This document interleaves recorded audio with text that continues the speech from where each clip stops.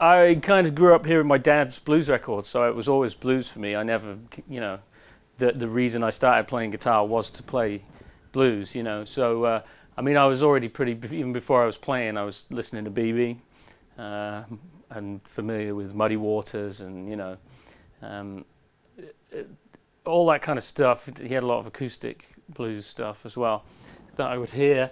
But then I really started getting into BB, and I wanted to play like him. And then I had this VHS cassette of BB live in the early 80s, and I used to watch it and listen to him and then try and watch it and see if I could see what he was doing, but I couldn't see. I was listen to the record, you know. I thought, I'm never going to be able to do this, I don't know. So then he had a great bass player called Russell Jackson, so I got a bass first because I thought, well, maybe if I can't be BB, I could play bass in his band, you know. But I played a bit of bass for a minute, but I still wanted to be BB King, you know. And then this video I mentioned before with BB with Stevie Ray Vaughan and Albert Collins, that was when I saw that one, I'm like, well, I definitely have to do this now, you know.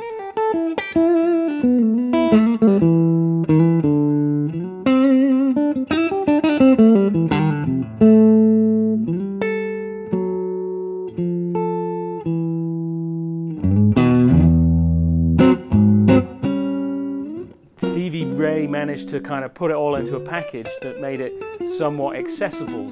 BB was so majestic I couldn't figure it out, and it was more sophisticated, you know. Whereas Stevie, you know, it seemed like maybe I could have a go at that. So that was it. So within 6 months of seeing that video, I had a band.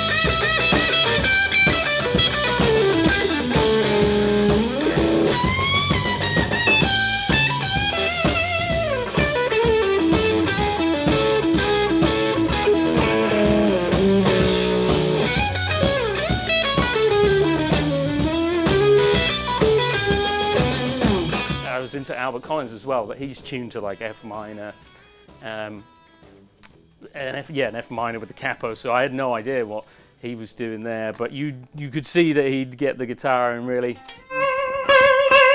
you know, really sting on it and stuff. So that was it. I was rolling really, and I got a band, and we were playing all those songs.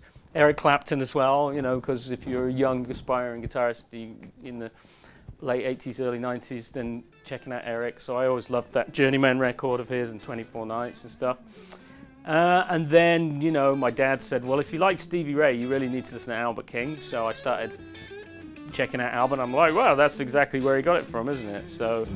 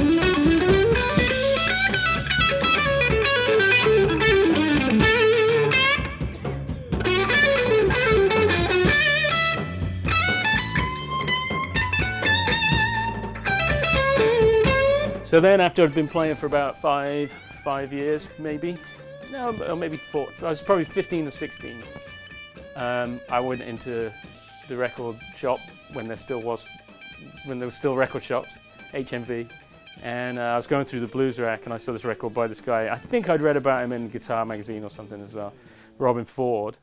So I was like, well, it looks kind of cool. You know, I didn't have any listen to it. I'd never heard it. I just bought it on a whim, and took it back. And I was like, oh wow, what is this? I've never heard somebody play with all, you know, he's got like more notes, but he's not playing like too many notes. But there's more of a melodic. And I'm like, what's this? And of course, again, not having lots of access to, well, any kind of internet or anything that didn't exist, you had to know somebody to ask. Well, it turns out that Robin was coming from blues and jazz, you know. Now, I didn't really know that much jazz, you know, so then I start looking into that.